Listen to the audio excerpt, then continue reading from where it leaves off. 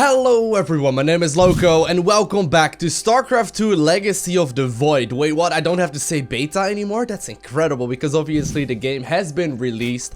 I know on the YouTube channel I've been uploading mostly the campaign missions and some other stuff as well. I haven't really been doing very many strategies at all. However, I figured why not actually upload some more StarCraft, because I think most of you really enjoy these type of videos, at least, you know.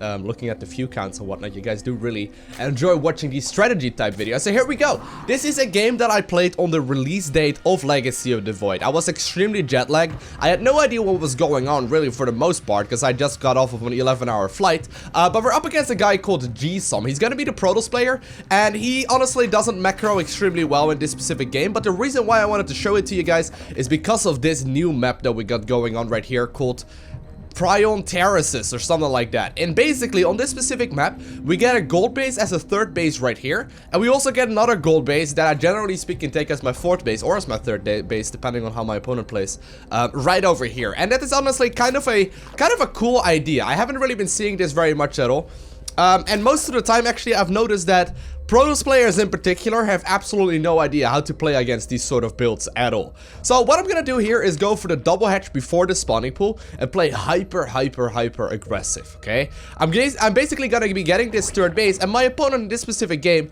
decides to go for a 2-base all-in based around Immortals. And as you may know, Immortals right now in Legacy of the Void are incredibly powerful. You know, they basically have like this I don't know exactly what it's called. Like they have this barrier thing that makes, I think it's called barrier, that makes them super tanky and kind of rough to kill. But in this specific game, the gold-based economy is so big that I simply just managed to, you know, basically, you know, well, I don't want to spoil it for you, but you'll see. Anyways, so in general, I've been laddering a lot. I think I've got about probably just under 100 games logged so far in Legacy of the Void. You know, in the actual release, obviously, I played a couple, probably a couple thousand actually in the beta. I've been playing a good solid amount of games every single day. I think on average about 20 or so. We're currently hovering around mid-masters, and obviously Grandmaster League isn't out yet, so a lot of the Grandmaster nerds are already all the way up into the higher lengths of Masters, and I also have been trying out all kinds of weird stuff.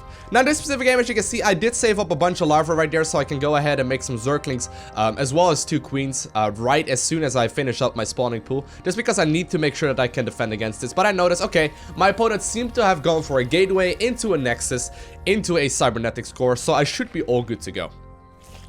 So what I'm gonna do for the next couple of minutes is just try and make as many drones as possible, and I'm gonna be transferring some workers towards my third base. I'm also gonna be starting up my gold or my gases right now, so I can eventually transition into Zerglings with Zergling speed, and then roaches and maybe some ravages as well, and then probably also a lair with the roach speed upgrade or whatnot.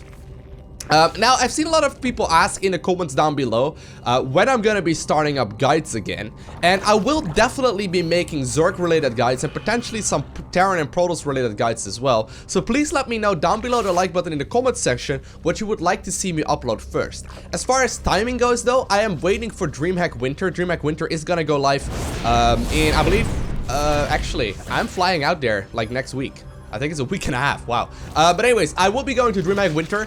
That is like the first official big Legacy of the Void tournament where, you know, the pro gamers have actually been practicing for. A lot of the pro gamers that are participating there are not live streaming or anything, so they're not showing their strategies. And after that tournament, I think I will have a much better idea, understanding of the current meta in Legacy of the Void, and I will definitely go ahead and make videos then. However, for the time being, you know, I'm just waiting out what the current meta will be like. But anyways, I am scouting around in Zerg vs Protoss, usually with an Overlord, around 3:30-ish in-game time. And the reason for 3:30 is because it seems that the first Oracle pops around 4:30 on my side of the map. So if I scout about a minute early, I can usually figure out exactly what's going on. But right there, it was pretty obvious. I see a bunch of gateways, or I see a bunch of buildings building. I see that there is a forge upgrading, but most importantly, I see that there is a robotics facility. And a robotics facility basically means one thing, or well, I guess it could mean 2 things. It's either gonna be Immortals or it's gonna be War Prisms.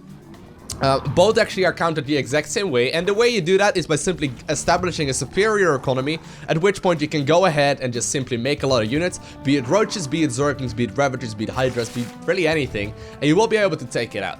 Now, in this specific game, if you take a look at income, you can see my mineral income is stupidly high right now, and that is because of that gold base. I'm not even fully saturated in the natural or anything like that, but the only thing I'm just gonna follow this up with is non-stop units. I know that my opponent will likely be attacking in a couple minutes down the line, but I'm like, okay, at this point I can probably go ahead and just, you know, move out right when my upgrades finish, right? I mean, road speed is on the way, Zerging speed is about to finish up. I can get some extra gases here, make sure I get some extra income as well. But since I'm flooding minerals, I may as well just get a forward base, right? And because of that very reason, you will see me play pretty aggressively right when all of these upgrades finish up as well.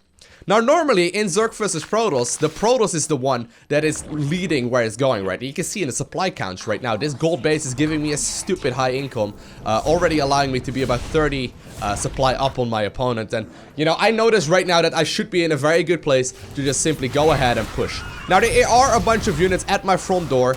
These are Immortals and obviously also some Adepts. There Adepts do bonus damage against Zerglings, but just the sheer amount of stuff that I have right now is making it very difficult for my opponent to do anything. So if you're playing on this map, I forgot the name of it. It's Terraces something. No, I don't know.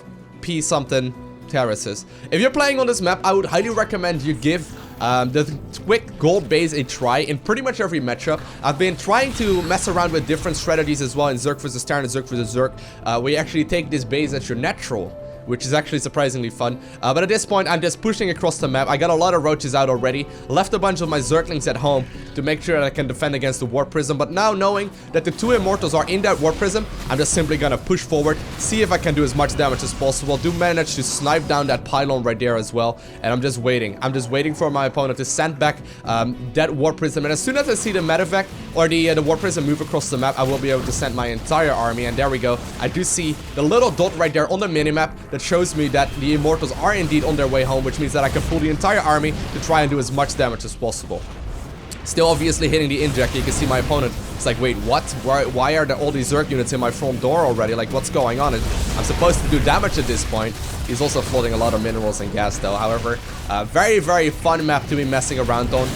There's definitely some cool strategies you can do. I think it's a little bit Zerg biased and a little bit overpowered for Zerg, but you know, I'm Zerg, so hey, I guess that's where we're going. But anyways, let me know down below the like button what you would really like to see me cover first as far as guides go for Legacy of the Void. I've got a couple ideas myself, like standard build orders and whatnot for every single matchup, so that includes Terran and versus Terran and, you know, the Protoss matchups as well. However, if you have any great suggestions or something that you really would like to see, for example, maybe you're new in Legacy of the Void or you haven't picked up StarCraft in years, and you want to see some more basic guides, by all means, let me know so I know what you guys are most interested and looking forward to the most.